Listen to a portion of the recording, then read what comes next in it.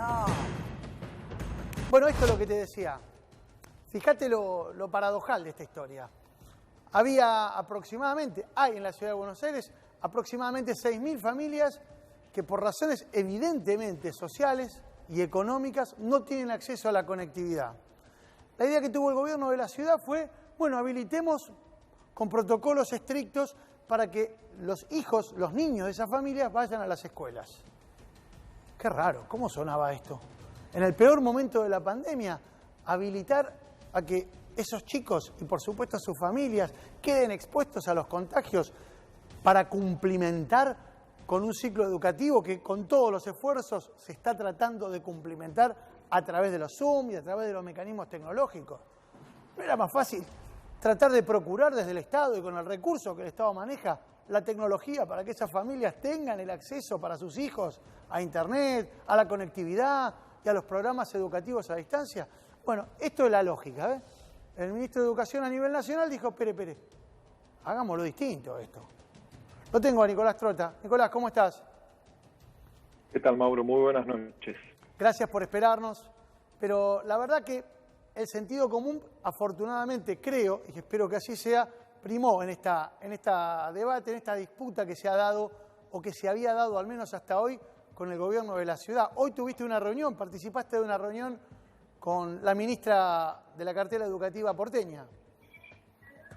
Sí, con la ministra Acuña conversamos sobre esta problemática que hay en la ciudad, que nos ha planteado el gobierno, al Ministerio de Educación Nacional, pero también en los medios de comunicación, de aproximadamente 6.500 niños, niñas y adolescentes que han tenido un nivel muy bajo o no han tenido contacto con la escuela, ¿no? Y nosotros venimos planteando en primer momento la necesidad que la escuela vaya a ellos, no que ellos vayan a la escuela en este momento donde estamos teniendo días de mucha circulación comunitaria, muchos contagios. Por eso le decimos al gobierno de la ciudad que queremos colaborar, los queremos acompañar, podemos garantizar del gobierno nacional 6.500 entre netbooks y tablets, a través del ENACOM también la conectividad para cada uno de estos dispositivos tecnológicos, un convenio con la Universidad de Buenos Aires para que promotores educativos y sociales puedan recorrer sistemáticamente los distintos lugares de la ciudad, particularmente estas 6.500 familias, asistir, acompañar a los chicos en mejorar el vínculo con la escuela, en tener claro cuáles son sus necesidades y garantizar mayor presencia del Estado. Sí, Trota, ¿cómo te va? Ernesto Adida te habla. La realidad es que, aunque lo que más preocupa, obviamente, por la edad que tienen, es la educación primaria, también está paralizada la secundaria y la universitaria en los hechos, porque muchísimos están teniendo una situación muy irregular, no se pueden tomar exámenes, todavía la Universidad de Buenos Aires tiene por ejemplo, ¿no? Tiene una situación rara que no sabe bien qué va a hacer porque muchos exámenes finales tienen que ser presenciales. ¿Qué va a pasar con todo eso?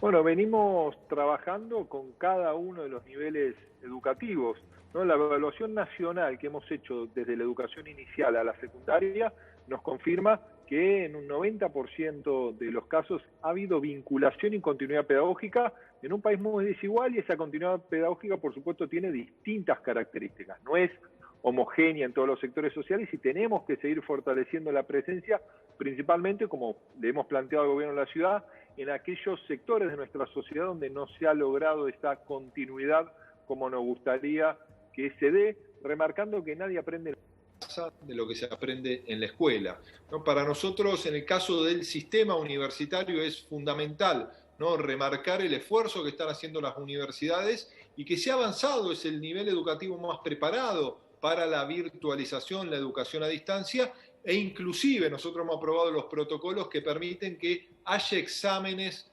presenciales siempre que la realidad epidemiológica lo permita, y en muchas universidades nacionales se ha dado ese paso.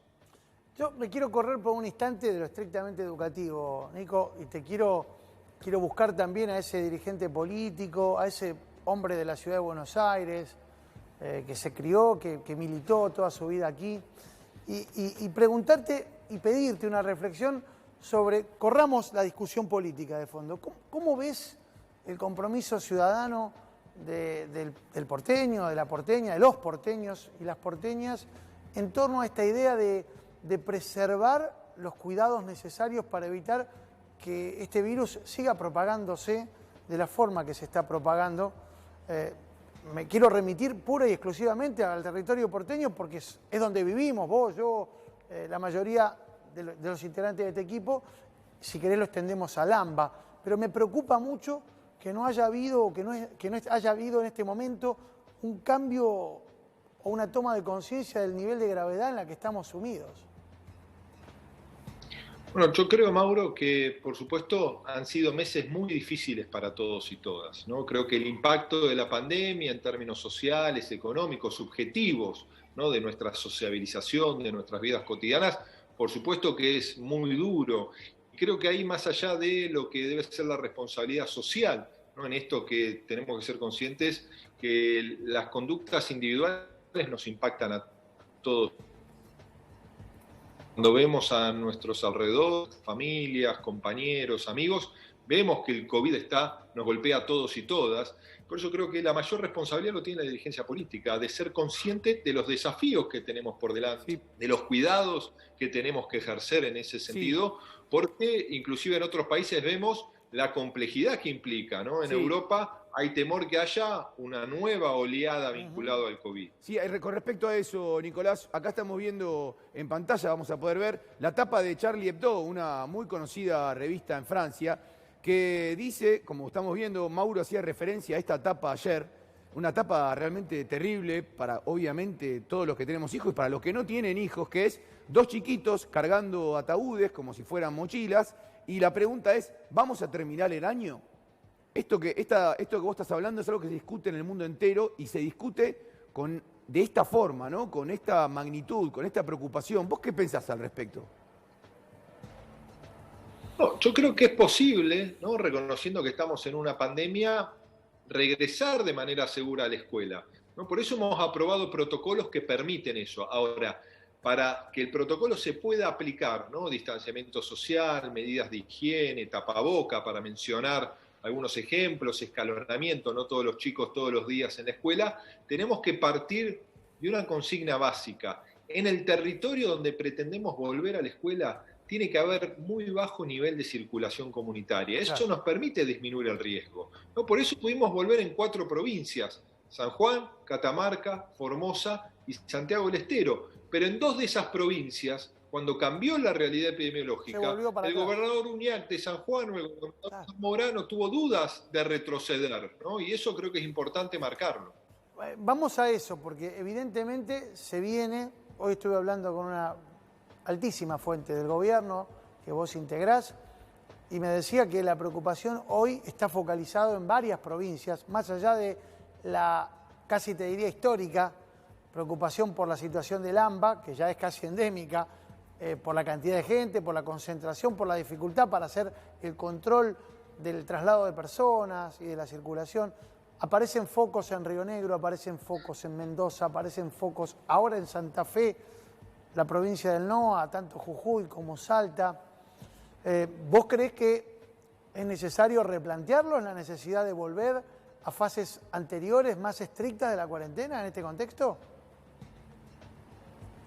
Bueno, yo creo y tengo diálogo habitual con los gobernadores y gobernadoras porque estamos analizando la situación epidemiológica para el regreso al aula. Yo soy un promotor del regreso al aula, quizás no en una provincia de su totalidad, pero sí en los departamentos, ¿no? Muy asociado a veces a la ruralidad, donde no ha existido circulación comunitaria, ¿no? Por ejemplo, inclusive vemos que en San Luis, en la ciudad capital y en los alrededores se tuvo que pasar a fase 1, pero el resto de la provincia está en otra situación. Como hay situaciones distintas, pueden existir abordajes diferentes. Y creo que ahí hay una gran conciencia, ¿no? De la inmensa mayoría de los gobernadores, de que quienes están frente a las responsabilidades ejecutivas, cuyas decisiones afectan la vida de nuestras familias, de nuestros hijos, de nuestros padres, de cuidar la salud. Entonces creo que en eso, más allá de las tensiones, de miradas distintas, quienes tienen la responsabilidad generalmente toman las decisiones correctas de priorizar el cuidado de la salud y de la vida. Vamos al terreno más político. Ayer el presidente, el ministro de Producción, ayer y hoy, comenzaron a anunciar medidas que algunos optimistas creen que es el relanzamiento, o si querés, y preferís el lanzamiento real de lo que podría denominarse el plan Alberto Fernández para que la Argentina empiece a recuperarse de lo que dejó el gobierno anterior y de lo que le propinó en materia de golpe económico y social esta pandemia que ya lleva más de 6 meses instalándose en nuestros corazones y en nuestros cuerpos. La pregunta es, ¿entendés que eso es factible? ¿Este relanzamiento es factible en este contexto? Yo creo que es factible, ¿no? Que estamos transitando 2 desafíos de manera simultánea que son muy complejos, ¿no? Y eso es la problemática particular de la Argentina. Una Argentina que venía transitando 2 años de recesión en términos objetivos. Nosotros imaginábamos este 2020 con enormes dificultades. Hoy añoramos las dificultades que teníamos en enero y febrero porque todo se ha hecho mucho más cuesta arriba por la pandemia. Pero inclusive observemos, ¿no? En el medio de la pandemia, nuestro gobierno, con nuestro ministro Guzmán a la cabeza, tuvo la capacidad de renegociar la deuda. Y eso ha implicado que nos sacamos muchas piedras de la espalda, ¿no? Para empezar a proyectar un proceso que estamos transitando simultáneamente, que es de la recuperación económica y social, ¿no? Entonces, ahí es donde está el gran objetivo que tiene nuestro gobierno, que tiene la presidencia de Alberto Fernández, cómo empezamos a dejar atrás, ¿no? Años de políticas erráticas que nos llevaron a una situación extrema, ¿no? En cuanto a la capacidad de desarrollo del país, a los indicadores sociales, a los indicadores de empleo. Y yo tengo una mirada, Mauro, muy positiva de cara al futuro, porque creo que el presidente está teniendo la capacidad de articular a partir del diálogo, con diferencias, pero un diálogo necesario, ¿no? Un camino común entre el sector del trabajo, el sector productivo y los gobiernos, no solo nacional, sino también de cada una de las provincias. Pensaba en eso, en las responsabilidades institucionales que pesan, bueno, sobre dirigentes como vos, como Alberto Fernández, pero también como Horacio Rodríguez Larreta, como Soledad Acuña, como los que tienen verdaderamente responsabilidades ejecutivas, independientemente del color político, de la fuerza o del frente al que pertenezcan. Pero también pienso en aquellos que no las tienen y que a veces actúan con ciertos niveles de irresponsabilidad a la hora de efectuar algunos planteos. Y pienso en la presidenta del partido del PRO, Patricia Bullrich, y pienso en algunos dirigentes que integran la bancada de la oposición en la Cámara de Diputados o de senadores, que a pesar de tener algunos cargos partidarios, otros cargos legislativos, parecieran desentenderse de esta problemática. ¿Qué le decís a esa oposición que pareciera estar hoy más preocupada por poner palos en la rueda que por proponer o sumarse a las propuestas que nos indican un camino de salida de esta crisis?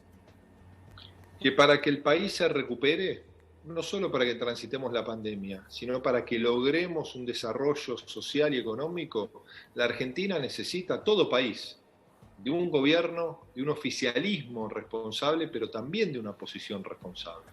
Digo, cuando tienen ciertas declaraciones grandilocuentes, no solo hacia adentro de nuestro propio país, sino también hacia el exterior, generando confusión, asociando a nuestro gobierno con una mirada que no es real, deben ser conscientes que no afectan a nuestro gobierno nada más, afectan la posibilidad de recuperación de la Argentina. Entonces creo que es un momento, y lo ha planteado nuestro presidente, que tenemos que profundizar la capacidad de diálogo sin prejuicios, sin descalificaciones, y ahí todos, absolutamente todos, tenemos que intentar poner lo mejor de cada uno de nosotros.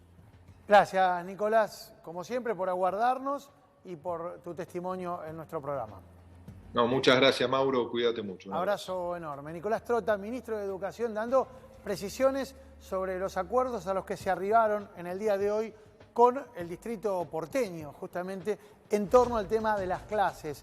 El Estado Nacional va a intervenir gestionando para que lleguen a manos de esas familias que hoy no tienen conectividad, aproximadamente 6.500 chicos en la Ciudad de Buenos Aires que no han podido tomar contacto con contenidos educativos a distancia, justamente por no tener ni las computadoras ni la conectividad para poder hacerlo. Ahora lo van a poder hacer gracias a este aporte que se logró mediante un acuerdo entre las carteras educativas nacional y porteña. ¡Atención! ¡Atención! Che, Talán no vino, ¿eh? Los verdes sí. En fuga. Sí, Mauro. Cómo me gustan estos temas que agarra Acción Adidas, los especuladores y los productores.